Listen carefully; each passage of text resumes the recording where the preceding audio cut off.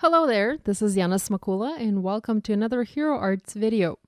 You're watching the color layering video series, and in this episode we're taking a closer look at the color layering owl set. I have several cards to share and of course a few different color combos to explore. If you're new to the color layering video series, these videos are all about trying different ink pad and embossing powder color options for the Hero Arts color layering sets, and there's a lot of sets to choose from. I'm going to start by sharing a couple of color options for the stamp set, and will later show you how I use these stamped images to create a few handmade cards. The color layering owl set can be used for both Halloween and Christmas, as well as for everyday projects. There are several sentiments in this set that allow you to incorporate this owl image into different kinds of cards. On the back of the packaging, as always, you have an example showing you how to stamp the owl to get that beautiful layered look.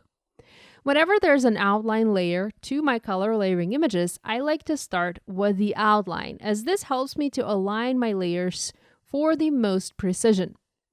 I picked primarily brown and black colors today, and I'll show you different variations of color, but also different variations of layers. I don't always use all of the layers for my color layering images, and oftentimes I like to skip a layer for a different look. I'm not going to show you the entire stamping process, as that would take too long, but I am going to quickly walk you through my color combinations. So here I'm using Cuppa Joe, caramel, and soft brown inks to stamp a brown owl.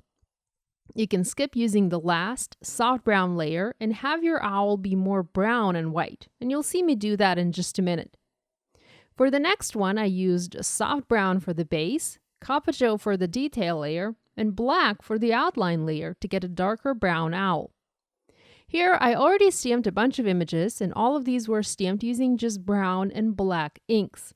I skipped most solid layer on several of these to also introduce a lot of white space to my image. It's a neat trick and especially helpful if you don't have enough ink colors in your stash to stamp every layer.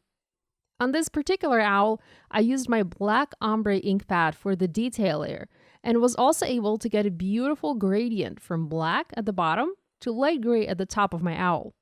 I also want to use the same trick with my brown ombre ink pad. I always ink up my images so that the lightest of the three colors from the ombre ink pad is at the top of my image and the darkest is at the bottom. Just one impression, just one ink pad, and you can already see how much detail it has. I think I'll just add an outline to this image and we'll skip stamping the solid layer altogether. So have fun with your color layering sets, go outside the box, break the rules, and use your stamps the way you want them to use. Hero Arts has a coordinating die available for this owl, so I used mine to cut a few of the birds out to use for my cards. I also stamped and cut out several branches using my black and brown ombre inks. Time to make a few projects. I'm going to start by making a Halloween card first, as this holiday is not that far away. I already created a background for my project by using this beautiful spiderweb stencil. I first stenciled it in charcoal ink. Next, I offset it slightly and stenciled in black. I also added sparkle embossing powder onto the center spiderweb area and heat embossed it for some sparkle. The offset ink blending created a bit of shadow to my spiderweb, and it just added some additional interest to this card. To finish this project, I wanted to add a sentiment, and this one reads, Happy Halloween. It comes with the owl stamp set, and I also want to create a moon to position behind the owl. I don't have the right shade of orange cardstock in my stash for both of these things, the moon and the sentiment, so I'm going to create colored paper by using white cardstock, ink, and an ink blending tool. Here I have my Ombre Serengeti Sunset ink pad from Hero Arts. I just had it sitting on my desk from a previous project, so I reached for it instead of reaching out for a full-size orange pad. And I'm going to blend this ink onto a piece of white paper to have enough room to heat emboss the sentiment and also to die cut a circle that would represent the moon for my card. I used my heat tool to dry the ink on the paper and heat embossed my sentiment in detail white embossing powder. Now I did do a quick test beforehand to make sure the ink was completely dry and I wouldn't mess up my heat embossing. For the moon, to make it blend with the rest of the background, I aligned it with my stenciling and I stenciled some clear embossing ink on top of it to be able to heat emboss the same design, the same spiderweb design in sparkle embossing powder as on the rest of the background. I used glue and adhered the moon onto my card, aligning with the stenciling on the background.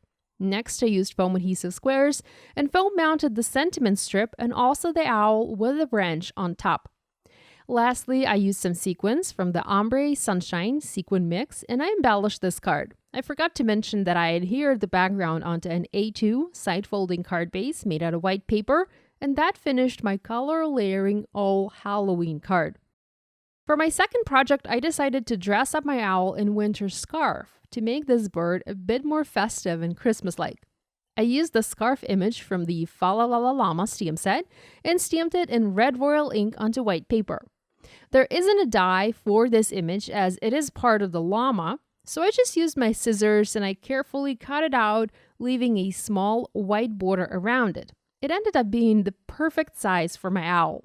I wanted to use "I'll be home for the holidays" sentiment for this card, so I looked for an appropriate background for this card and decided to use the urban skyline.